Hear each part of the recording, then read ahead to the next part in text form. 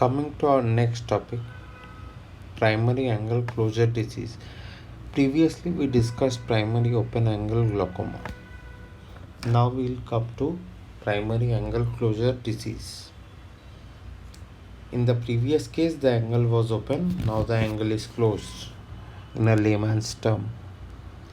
It includes a spectrum of conditions in which the peripheral iris moves forward to block the openings of the trabecular meshwork in an occludable angle, causing a rise in intraocular pressure. This is the definition. And the first point. Primary angle closure glaucoma is common in Asians,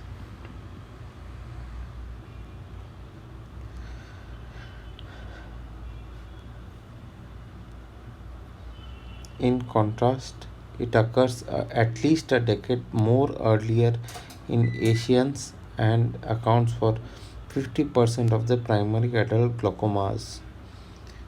Females more than males.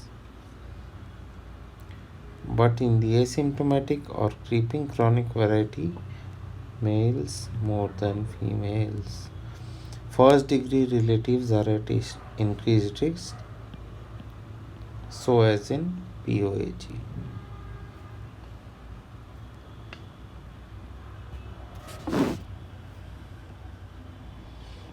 Coming to the second point, predisposing factors. Short eye, hypermetropic eye, everything is small corneal diameter, shallow anterior chamber, relative anterior positioning of the iris lens diopter. If the eye is small, lens diameter is small, AC is shallow, predisposing to angle closure glaucoma. As the lens develops separately from the rest of the eye, a developmentally small eye may have a normal size lens, which will continue to grow in size throughout the life, thus crowding the anterior chamber very logical enough and allowing an larger area of contact between the iris and lens. A relative pupillary block then occurs, which impedes the forward movement of the aqueous through the pupil, and the iris balloons forward onto the trabecular meshwork. Angle closure occurs when physiological states such as close work in dim light or emotional crisis, which cause a mid-dilated pupil, comes in contact with the accommodated lens that is thicker and more anteriorly positioned. The precipitating factors are a bowing forward of the lax peripheral iris and a closure of extensive areas of the trabecular meshwork, causing sudden rise in intraocular pressure. Pacg is totally different from Pacg. Coming to clinical features, it is generally bilateral, both eyes are involved, plus asymmetrical. Pacg was symmetrical. A number of clinical subtypes have been described which may or may not show a stepwise progression. Definitive diagnostic tool, gonioscopy for primary angle closure, wherein the inability to see the PTM or the posterior trabecular meshwork over more than 180 or 270 degrees with the patient looking straight ahead is termed as an occludable angle. This is the question asked in Viva. How do you define an occludable angle? The key word is 180 or 270 degrees. To look into the angle recess for determining the extent of synechia, manipulative gonioscopy. Another question in narrow angles necessitates moving the gonioscope towards the angle viewed or by asking the patient to look towards the mirror. Another type of gonioscopy is indentation gonioscopy, which displaces the aqueous peripherally to push back the iris and allow visualization of the depths of angle recess.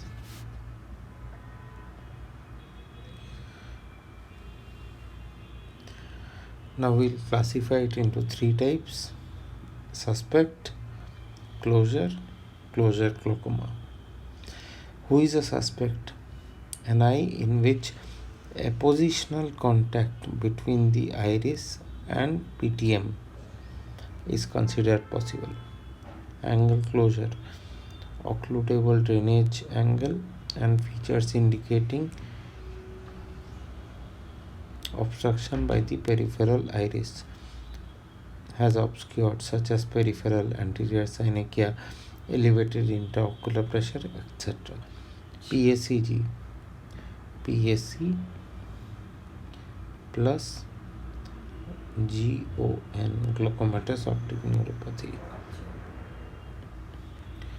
The clinical classification is described as follows. Number 1, angle closure suspect.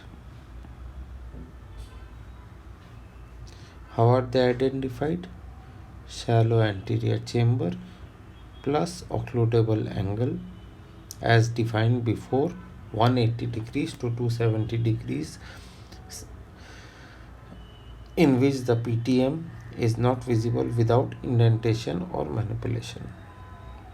Angle recess in such eyes is generally less than 20 degrees. Darkroom prone provocative test may be used as a diagnostic tool. Baseline intraocular pressure and gonioscopy findings are recorded, and the patient is asked to stay in darkroom in prone position for 1 hour. Question will be how many hours? 1 hour without sleeping. Therefore, the intraocular pressure and gonioscopy are noted with minimal illumination. A rise in intraocular pressure of more than 8 mm of mercury in presence of closed angle identifies PACG. Subacute PAC. PAC occurs in eyes with shallow anterior chamber and an occludable angle in which evidence of angle closure, that is, presence of some peripheral anterior synechia or blotches of pigment, can be seen. Patient complains of unilateral headache. Unilateral headache, classical, plus blurring, plus halo. Fincham test can be help in distinguishing between the halos seen in PAC against those in early cataract or mucopurulent conjunctivitis. Between these recurrent attacks, eyes are free of symptoms and only show sign of narrow angle recess, clumping of pigment in the angle, or occasional peripheral anterior synechia. Primary angle closure causes a sharp rise in intraocular pressure for a short period of time, a minute to couple of hours, followed by a spontaneous resolution of the pupillary block, possibly due to physiological mydriasis, which may occur in sleep or otherwise. Repeated such attacks may damage the trabecular meshwork, leading to chronically raised intraocular pressure and progress to glaucomatous optic neuropathy. Coming to that was we talked about subacute, we talk about a suspect. Now we talk about the acute angle closure glaucoma. Acute or congestive, it's a well-known term and well versed since UG days. Is caused by sudden occlusion of the entire angle with resultant rise in intraocular pressure to extremely high levels. Severe unilateral headache, diminution of vision, red eye, nausea, congestion, corneal edema, iris bombay, mid-dilated pupil, vertically oval,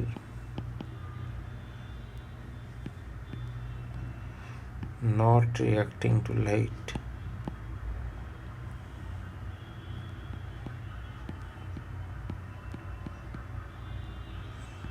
After resolution of this edema, gonioscopically closed angle can be seen.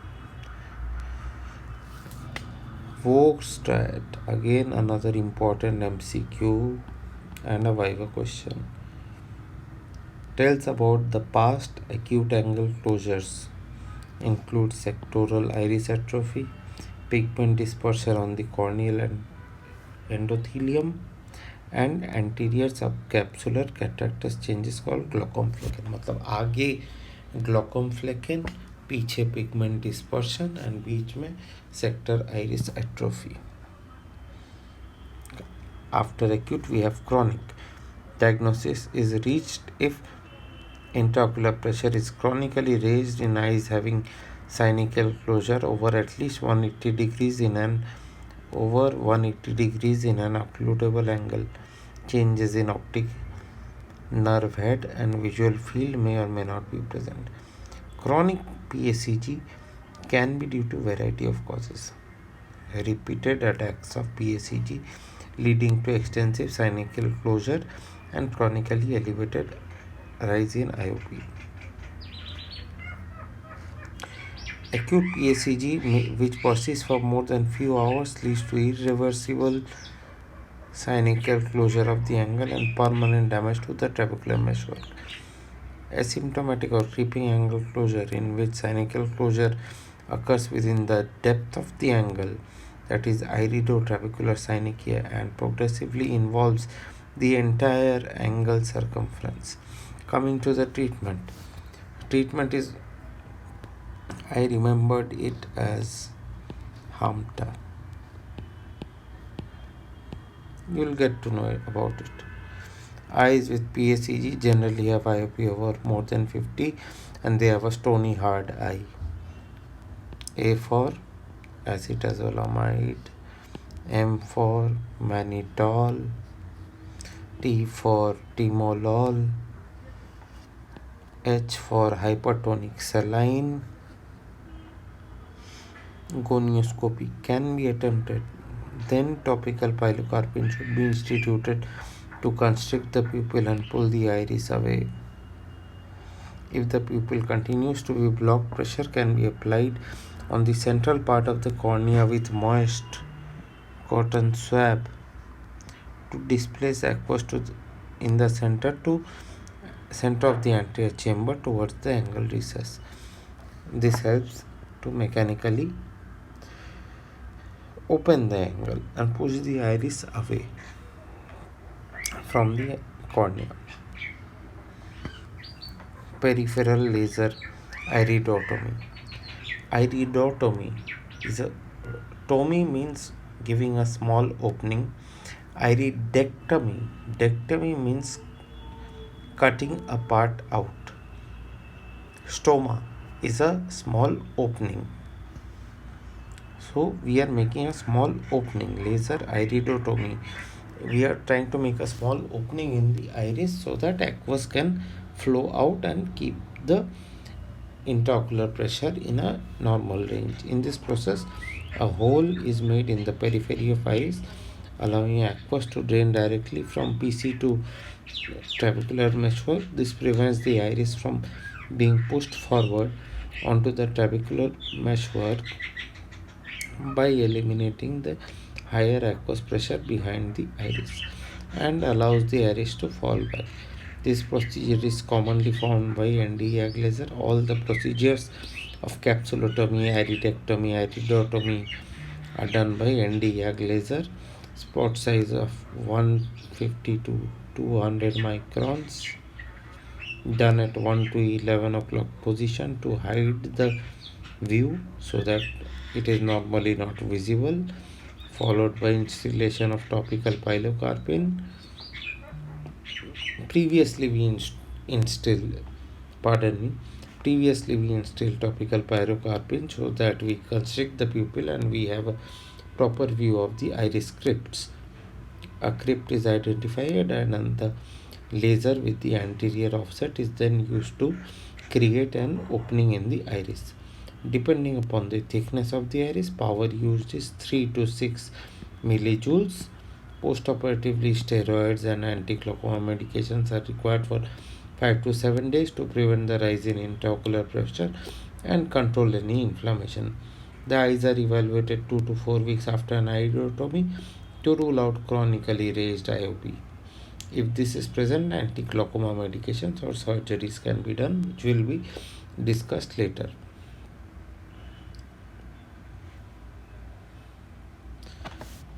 Now, revising angle closure glaucoma. Classification is primary is secondary. Primary is with pupillary block, that is PSC. I told you about that 180 to 70 degree rule. Without pupillary block is plateau iris syndrome, where the iris is flat and blocking the flow of aqueous.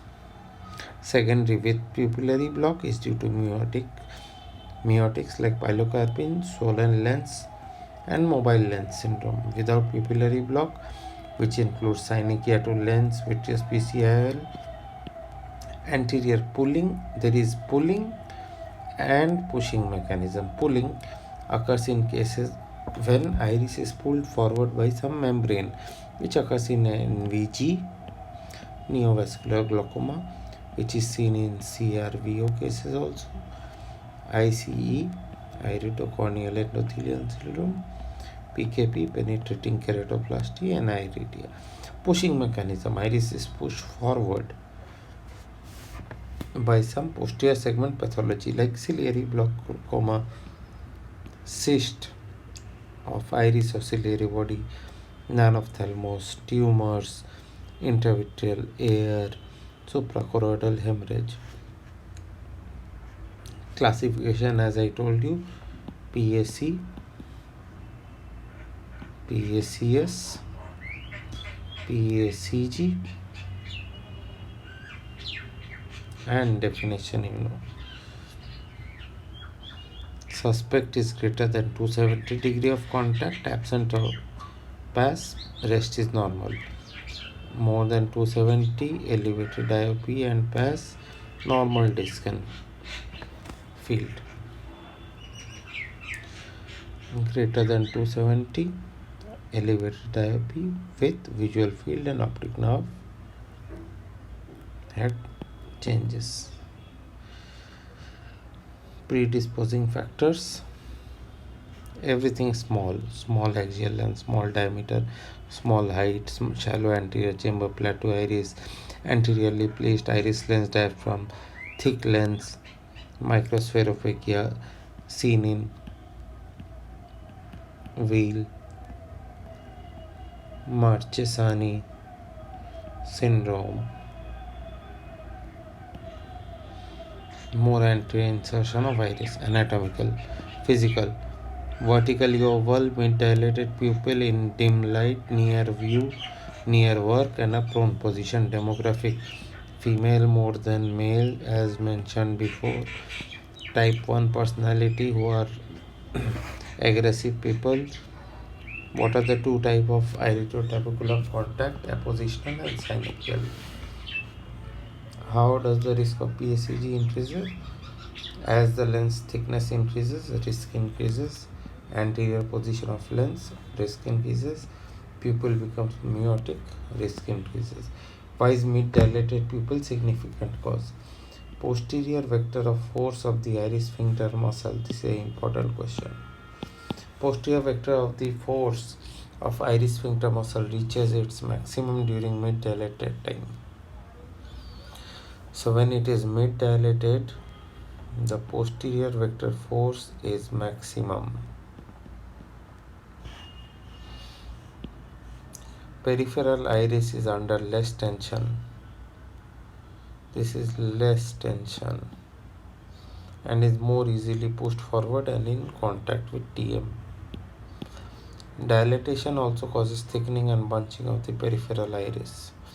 With full dilatation, there is no contact between iris lens and hence there is no pupillary block. What is pupillary plateau iris syndrome? Another important question. Plateau iris.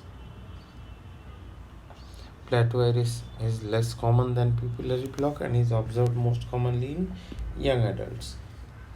Plateau iris syndrome is caused by forward displacement of the ciliary body with corresponding ciliary processes which hold the peripheral iris in an anterior position overlying the trabecular meshwork. The iris is commonly located on the same plane as Schwalbe's line, and a recess is present in the peripheral angle. The ciliary body pushes the iris forward, leading to a plateau iris configuration. It is generally asymptomatic until they experience an attack of acute angle closure or develop chronic angle closure. It is diagnosed on gonioscopy. We see that the iris is flat instead of convex, with a corresponding narrow anterior chamber angle.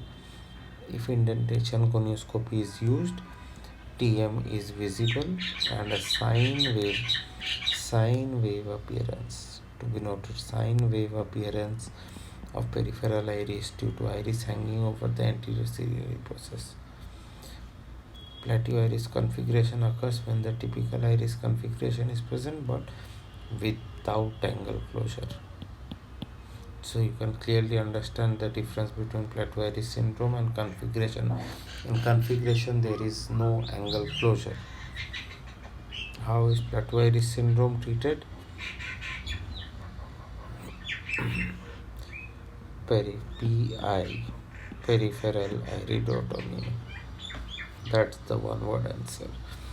Drugs, very important question. Drugs which cause angle closure: antidepressants, MAO inhibitors, sympathomimetic drugs, adrenaline. Why is the eye pain more in angle closure than open angle even with the same IOP? Tricky question. Eye pain occurs relatively more due to rapid rate of the rise of IOP than the actual pressure. What causes defective vision in PACG initially? Blurred vision occurs first due to distortion of corneal lamellae and later as a result of corneal edema. Corneal edema is the word.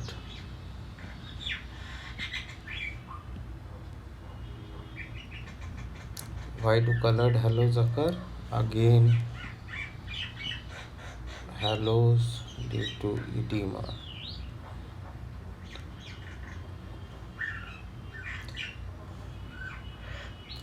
Halos again, blue green color.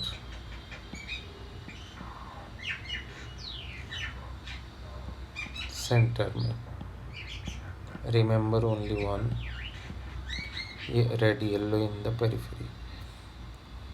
Conditions which cause colored halos: mucopurulent conjunctivitis, incipient cataract, vitreous opacity, slow blindness, eye well tilt. Fincham test we'll discuss in lens chapter, cataract. Clinical features of various stages of angle features. Angle closure glaucoma, very easy and a long question in exams. Prodromal stage, phase of constant instability, acute congestive attack, chronic glaucoma, absolute glaucoma. In prodromal, there will be halos, white eye, intermittent attacks. IOP may be rise to 40 to 50. Phase of instability, there will be intermittency, which is replaced by regularity, increase in diurnal fluctuations. Acute attack, as I have already told, pain, vomiting, shallow AC, corneal edema, congestion, very high IOP, vertically oval, mid-dilated pupil, non-reacting to light. Chronic angle closure glaucoma, presence of peripheral anterior synechia, IOP remains high between attacks and decreased vision and field. Absolute glaucoma is a stony hard eye, no perception of light. Corneal sensation absent. Dilated circumcorneal vessels, iris atrophy, cupping of optic disc, stony hard eye, staphyloma, everything is gone anterior to posterior. Differential diagnosis of angle closure glaucoma: ciliary block glaucoma, neovascular, ICE syndrome, plateau iris syndrome, secondary angle closure glaucoma with pupillary block, that is phacomorphic lens induced, high pressure open angle glaucomatocycletic crisis, herpes simplex uveitis, herpes zoster ophthalmicus, pigmentary glaucoma, exfoliative, phacolytic, MAGA. Nobody can recall. You have to make a stick note and keep it aside. Nobody can remember all these causes. People in angle closure glaucoma is vertically oval, mid dilated, and non reacting due to iris sphincter ischemia and paresis. What is inverse glaucoma? In conditions like spherophagia, miotics increase the iris lens contact area due to the slackening of zonules, leading to forward displacement of lens, thus precipitating the pupillary block. This is known as inverse glaucoma. Gonioscopic findings include peripheral anterior synechia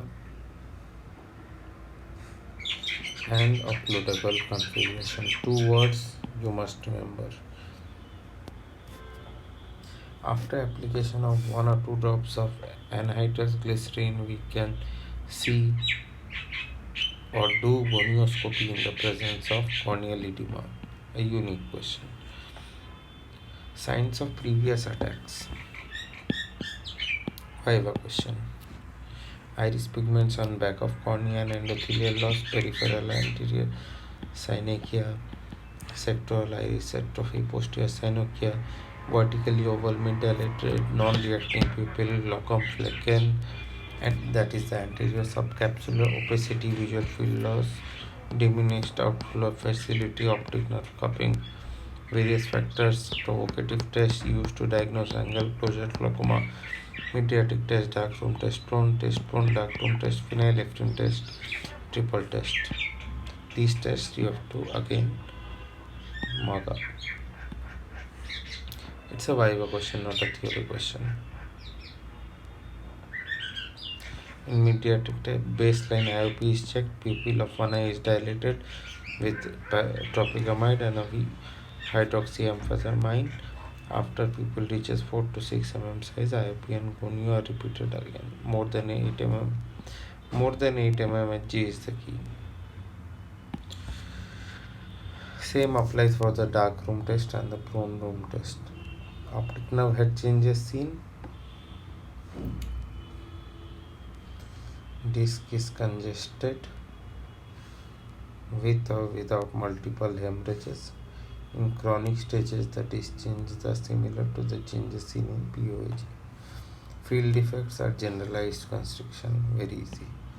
Indication of trabeculectomy in angle closure glaucoma to documented progression of glaucoma after maximum. Basically, medical treatment failed, more than 270 degree closed, do trab.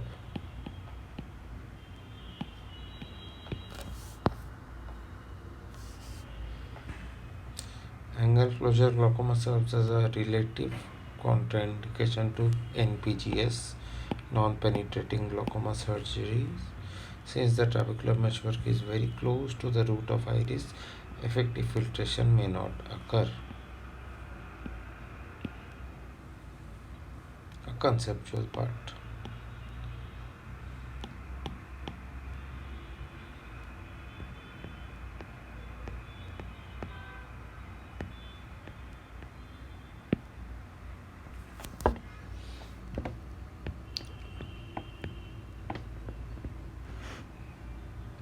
Vogt's we have already discussed. Glaucom flecken, anterior subcapsular opacity, sectoral iris atrophy, and non-reacting pupil. How do you manage? Terminal stage. Characteristics: painful blind eye, congestion, shallow AC, atrophic iris band, keratopathy, very high IOP, stony hard, up to 60 millimeters of mercury of IOP, optic atrophy. Management: topical anti-glaucoma, Topical steroids, cycloplegics. These won't work. Do CPC, cyclophotocoagulation, CPC.